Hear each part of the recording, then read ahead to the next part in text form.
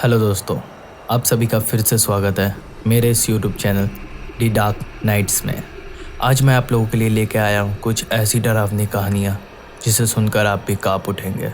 तो जल्दी से अपने हेडफोन्स लगाइए और हम बढ़ते हैं अपनी कहानी की ओर। हेलो दोस्तों, मेरा नाम मुकेश है और मैं एक ट्रक ड्राइवर हूँ। मुझे ट्रक चलाते चलाते करीबन 20 साल बीत चुके हैं, लेकिन इन 20 सालों में मेरे साथ कभी कुछ गलत नहीं हुआ। लेकिन एक दिन ऐसा आया जिसने मुझे अंदर से झंझोड़ दिया। मुझे अच्छे से याद है, वो सर्दियों के दिन थे। मुझे एक डिलीवरी पहुंचानी थी जो कि कोलकाता से बिहार के लिए थी। मैंने अपनी गाड़ी को लोड किया और अपने सफ़र पर निकल गया। शाम के करीबन 7 बजे मैं निकला था। सर्दियों का वक्त था, इसलिए सड़क पर कोहरा ही कोहरा था। ठीक से सड़क भी दिखाई नहीं दे रही थी। मैंने अपनी हेडलाइट जलाई और धीमी गति में ट्रक चलाने लगा क्योंकि सड़क भी दिखाई नहीं दे रही थी। करीबन 1 या 1.5 घंटे बीते होंगे। मुझे भूख लगने लगी और रात भी हो चुकी थी, तो मैंने सोचा कि क्यों ना कुछ खा लिया जाए। लेकिन उस सड़क में मुझे एक भी होटल या ढाबा नहीं दिख रहा था। चारों तरफ कोहरा ही कोहरा और घना जंगल। उस सड़क में मानो एक अजीब सी मनहूसियत थी। लगभग और आधे घंटे गाड़ी चलाने के बाद मुझे दूर धुंध में एक रोशनी नज़र आई। मैं उसके करीब गया।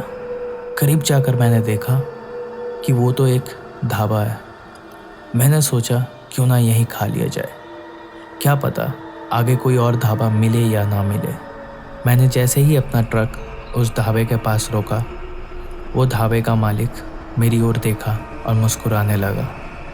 मैं उसे देख ही रहा था कि अचानक मेरे दरवाजे के सामने एक लड़का आ गया। उसने मुझसे पूछा, साहब क्या खाओगे? उस लड़के की उम्र लगभग 10-12 साल होगी।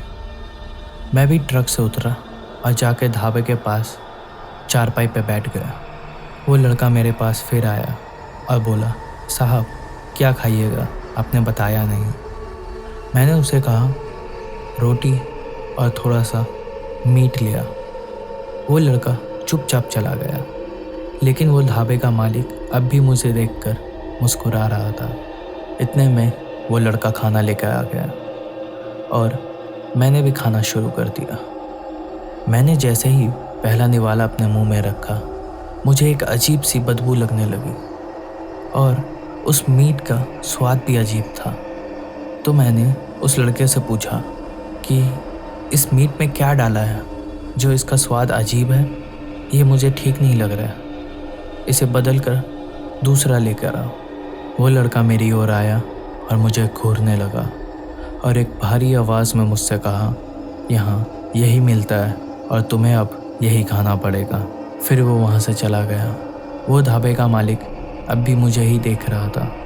मैं हैरानी में पड़ गया कि ये लड़का थोड़ी देर पहले मुझसे प्यार से बात कर रहा था और अचानक इसका रवैया बदल गया। मुझे भूख भी ज़ोरों की लगी थी और आसपास कोई और ढाबा भी नहीं था।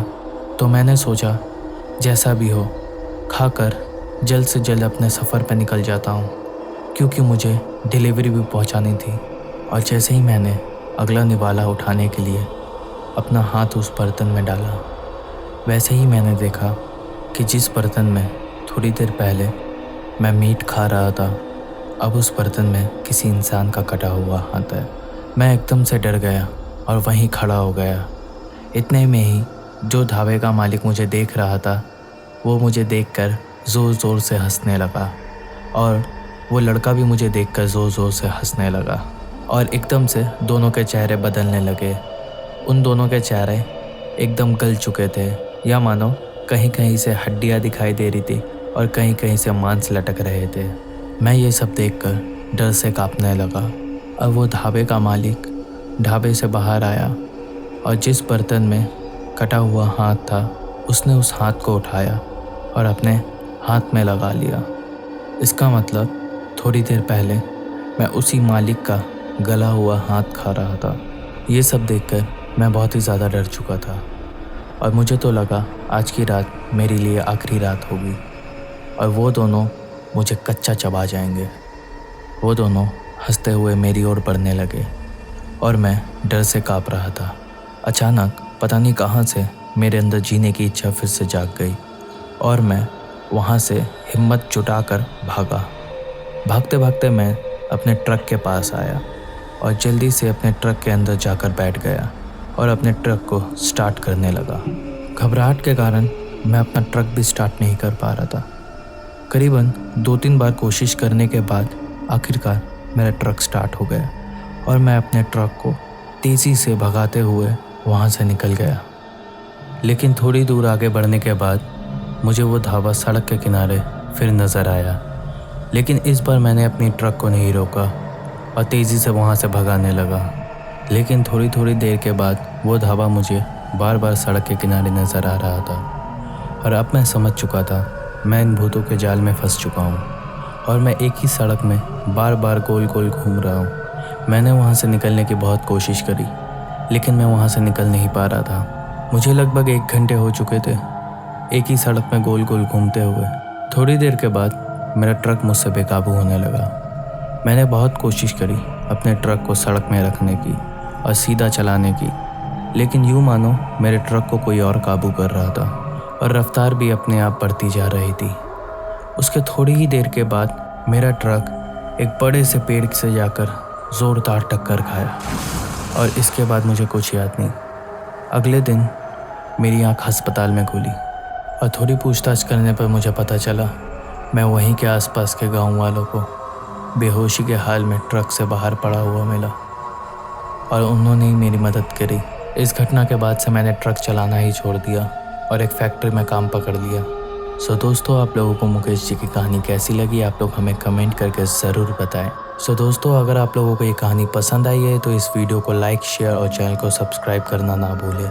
तो बस आज के लिए इतना ही। हम मिलते हैं आपसे अगली बार एक और नई डरावनी कहानी के साथ।